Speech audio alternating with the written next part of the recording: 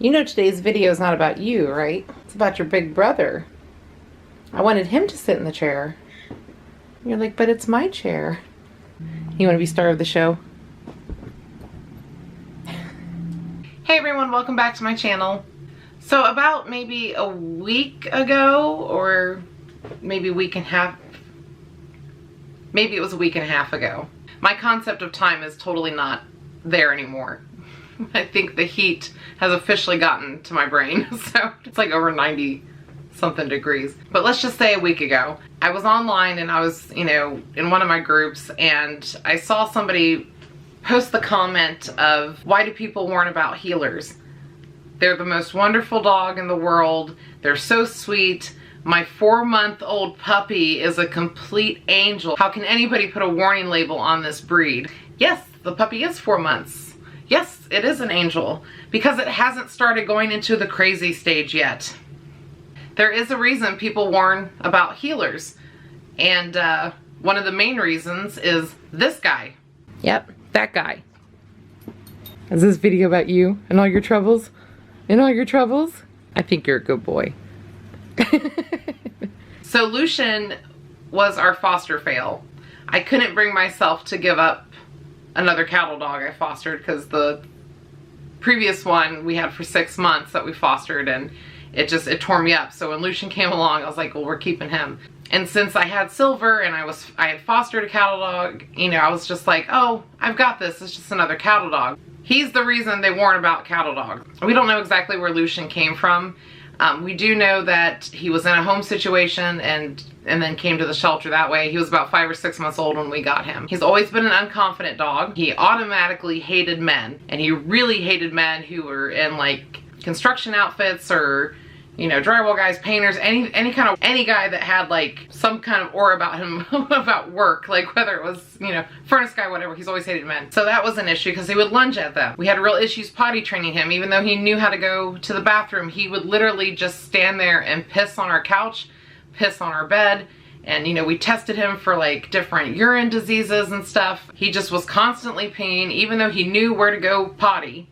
Eventually that stopped, and I think it was like, when he was like 3 or 4, it stopped, and I kept saying every year, I'm getting rid of this dog because he just won't stop peeing in the house. And the one thing that worked was telling him no dinkies. It was some weird random word, and that's what caused him to like, oh, okay. Like, it finally clicked in his head. Also, when Lucien was 2, he had jumped a 4-foot fence. We were having construction going on outside our house, and he went after a kid and bit the kid in the ankle. Now, the kid kind of had it coming, because he was shooting off BB guns along with a couple other kids. They weren't even kids that lived on that property. They lived a few houses down, but they were going around shooting off BB guns, and one of them actually, Lucien actually got hit by one of them. He had like a indent in his skin. So I understand why he jumped the fence to bite the kid, but that turned into a whole thing where we had to go to court. I had to go to court for not only Lucien, but for myself, because they were trying to throw me in jail over it, the parents of the child. And thankfully, I had really great neighbors who came to my aid, and we won all court cases, and it proved that they were the liars. Did you have a court hearing? You're like, what? But the point of the story is that, Lucien was 2. I thought at that point he knew not to, try to escape the yard. Like, it was really hard to get him to understand that this was the way things were. Like, all the training we did with him, like, I've raised all my dogs the same way.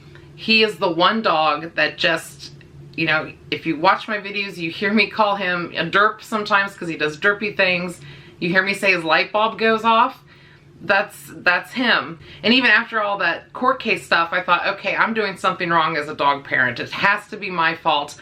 I am the one who's screwing this up. So I took him to training classes after all the court hearings and stuff, because I really thought, like, maybe it is, like, I thought I was doing something wrong. Well, that dog was the most sociable, well-behaved, top of his class dog. I was like, oh my God, like, and it was so weird because I was very, very proud of him. But I was also really, really pissed off because I'm like, he's doing bad things that he's not understanding that are bad things. I didn't know what to do at that point. I heard all the stories from other healer parents I talked to over the years about, you know, why there's warnings for this breed. And, you know, Silver was just such a, like, I mean, she was almost near perfect on all the training. Like, she got it right away. You know, all my dogs, you know, except Lucian, he's just got something about him. And I even talked to multiple trainers, whether it was the ones that we were doing the training classes with, or even going in for consultations, and they all looked at me like I had 3 heads. They're like, well, he's fine here. He's not nipping me. And it's like, but I'm telling you, he's biting people's hands. You know, I'm telling you, he bit a kid. You know, he charges after men. This dog also busted through every type of collar out there. Like, teaching him not to pull was like, oh my God, it was like hellish. Like, this is also why I always say Lucian has taught me how to be more of a patient parent.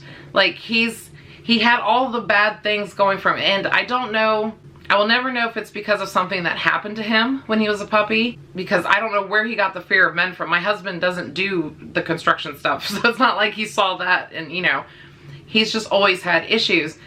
But when I heard that comment, it's like, don't be one of those healer parents that just because that healer's perfect, tell people that, oh, you know, they're perfect dogs, because they can't all be easy breezy. Any dog breed out there's always exceptions. Golden retrievers, never in my life would I thought a golden retriever can be a mean dog.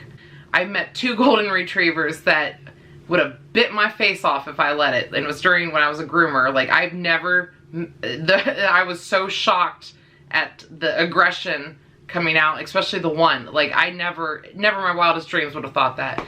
Actually, I even read an article about another golden retriever that they actually had to put down because of the aggression, and they went through behavioralists and everything, and the dog kept going after people and eventually bit, I think it was their daughter in the leg, and that was kind of like the final straw. So it's like, any breed can have their problems, but Lucian's training was like, it wasn't like, oh, he's trained and now he's the perfect example of what a healer can be. I mean, that dog put me through mental hell, and we even like ran out of options at the time, because, you know, all these trainers, they wouldn't believe me at all because of how well he listened to me in front of them.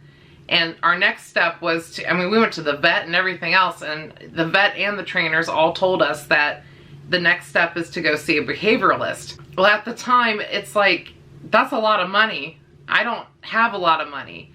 And everywhere I was turning to online was, oh, it's your fault.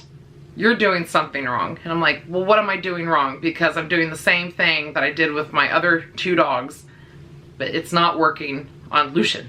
Like, that light bulb keeps going off in his head. This is why all the trainers didn't believe me, because look at the focus. He's totally focused on me and the treat. Like, he's very food motivated.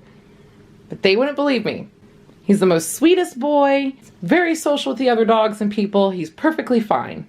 Ain't that right? Isn't that what the trainer told us? Yeah, and you're like, Mommy, I want the bacon strip. He's also very, very like, you hear about healers being overprotective. He is overprotective to the point where he will kill, like, if you give him the chance, or bite. If he sees somebody he doesn't know near our property, which is good, because I want that in a dog.